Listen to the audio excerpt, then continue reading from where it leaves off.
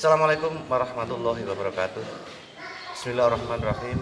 Alhamdulillahilladzi an'amana bi ni'matil iman wal islam.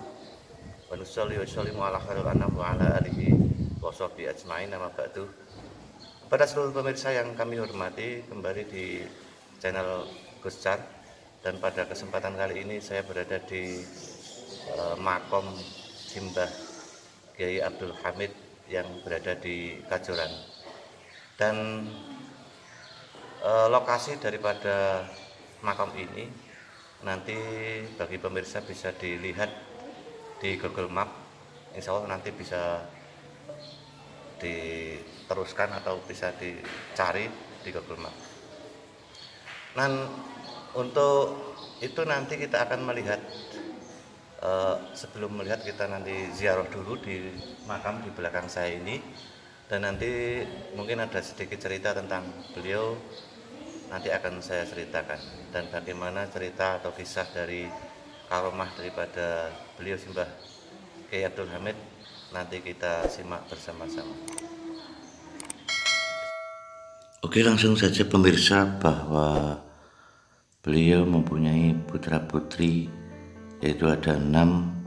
Satu Kiai Haji Muhammad Amin Hamid atau Pak Amin, kedua Kiai Haji Abdul Suhad Wijaya Hamid atau Pak Suhad,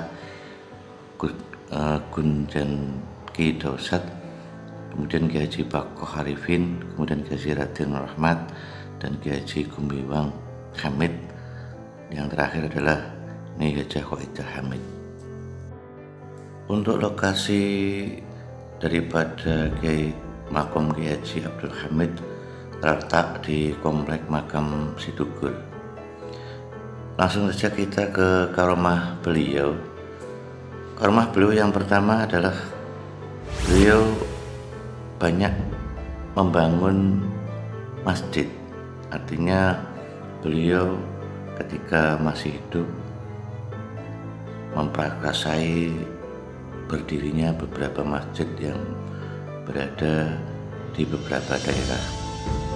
Kemudian untuk karomah yang kedua, yaitu pernah suatu saat ada rombongan dari murid Kiai Usman Al-Ishaq sowan kepada Mbah Hamid Kajoran, seorang alim kafi yang juga merupakan santri langsung Syekhona Khalil Bangkalan. Dan Kiai Usman adalah teman akrab Kiai Hamid dulu ketika masih berguru di Kiai Khalil. Kemudian rombongan itu suatu saat disambut oleh Kiai Haji Mbah Hamid Kajoran. Orang yang aku takuti di dunia ini cuma ada 2, satu Mbah Khalil dan yang kedua gurumu, yaitu Kiai Usman. Mengapa beliau takut dengan Kiai Usman? Karena pada suatu ketika beliau sedang tawaf di Masjidil Haram, beliau dikejutkan oleh seseorang yang tawafnya berbeda dengan orang lain, yaitu terbang melesat di atas orang-orang yang sedang tawaf di bawahnya. Pada sebuah putaran, sosok itu tiba-tiba menepuk pundak beliau dari belakang. "Kak Hamid, jangan heran begitu, saya juga orang Jawa, nama saya Usman." Lalu sosok itu kembali larut dalam putaran tawafnya. Kemudian Kiai Hamid pun bergumam bahwa suatu saat ketika sampai di Jawa nanti akan kucari. Sekembali dari Mekah, kesibukan mengurus santri dan masyarakat menunda Kiai Hamid Kajoran untuk segera menunaikan peristiwa saat di halaman Ka'bah. Kemudian pada suatu saat, pada suatu undangan memenuhi cara itu, tiba-tiba dari belakang ada seorang yang menepuk pundak beliau. "Aku Usman yang kau cari." Setelah diperhatikan, ternyata benar dialah yang tawaf dengan cara aneh itu, dan kini kembali mengejutkan beliau dengan cara menepuk pundak dari belakang. Karena sudah lebih jelas dan tenang tanpa dipengaruhi keriuhan suasana tawaf, ini Mbah Hamid Kajoran mengenal sosok itu sebagai Kiai Usman yang dulu sama-sama pernah mondok di Syekhona Khalil Bangkalan. Akhirnya mereka berpelukan layaknya kakak beradik yang sudah lama tak berjumpa. Karomah yang ketiga yaitu Kiai Ma'ruf disarankan oleh Gus Dur untuk sowan ke Kiai Hamid Kajuran. Saat pertama kali sowan ke Kajuran, Kiai Hamid sedang kurang sehat dan berbaring di ranjangnya. Sementara tamu lainnya duduk di bawah. Kemudian Kiai Ma'ruf diminta oleh Kiai Hamid untuk duduk di atas kasur bersamanya. Kemudian Kiai Ma'ruf disuruh oleh Kiai Hamid untuk berziarah ke Syekh Balabelu di Parangtritis. Kemudian Kiai Ma'ruf memenuhi anjuran Mbah Hamid dan beliau pergi ke Parangtritis ke makam Syekh Balabelu dan Raden Djoko Bandem, putra dari Brawijaya VII dan murid Syekh Maulana Maghribi. Tiba-tiba ada seorang yang menyapa, "Ada Ma'ruf Amin?" "Ya," ujar orang itu menyapa ramah. Kemudian, "Anda akan mendapat amanah besar insya Allah," ujarnya menyambung Kiai Ma'ruf.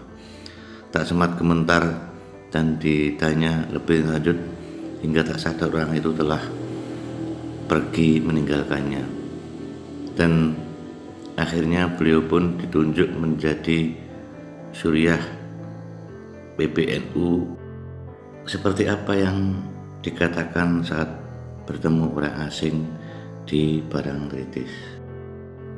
Untuk yang karomah keempat yaitu Kiai Hamid menjelaskan sejarah dan tafsir Pancasila menurut ulama NU. Dijelaskan bahwa Pancasila merupakan penjelmaan sublimasi ajaran Islam yang mentautkan syariah, akidah, dan tasawuf.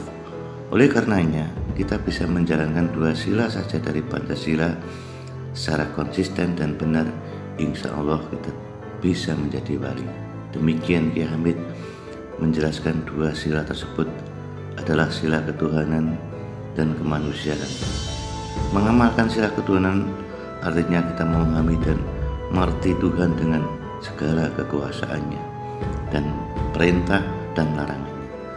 Sedangkan mengamalkan sila kemanusiaan artinya kita harus mengerti manusia memanusiakan. Sedangkan untuk karomah yang kelima atau yang terakhir, Mbah Abdul Hamid Kajuran pada suatu saat menjelang Muktamar NU ke-28 tahun 1989 di Krapyak, Yogyakarta, Mbah Hasyim Hamid Kajuran jatuh sakit. Mbah Lim, Yai Muslim Rival Imam Puro Klaten mengajak Gus Dur menengok ke kediaman beliau. "Aku tak mati dhisik ya Lim," kata Mbah Hamid. Tidak bisa Mbah Lim dengan gayanya yang khas. "Mau muktamar kok mati ini aja," kata Mbah Lim. "Lah gimana? Mati ya mati, tapi nunggu muktamar dulu.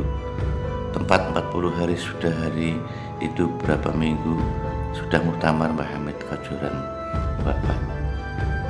Itulah 5 karomah yang bisa kami sampaikan kepada pemirsa. Seperti yang kami sebutkan tadi bahwa beliau wafat di Bajar Agung Kajuran Magelang yaitu tahun 1989. Tempat makam berada di komplek makam Situgur. Demikian tadi kisah dan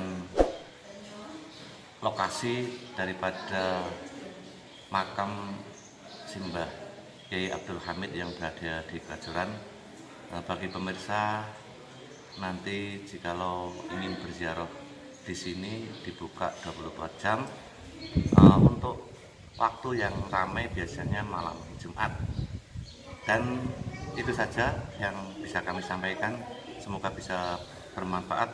Akhir kali, assalamualaikum warahmatullahi wabarakatuh.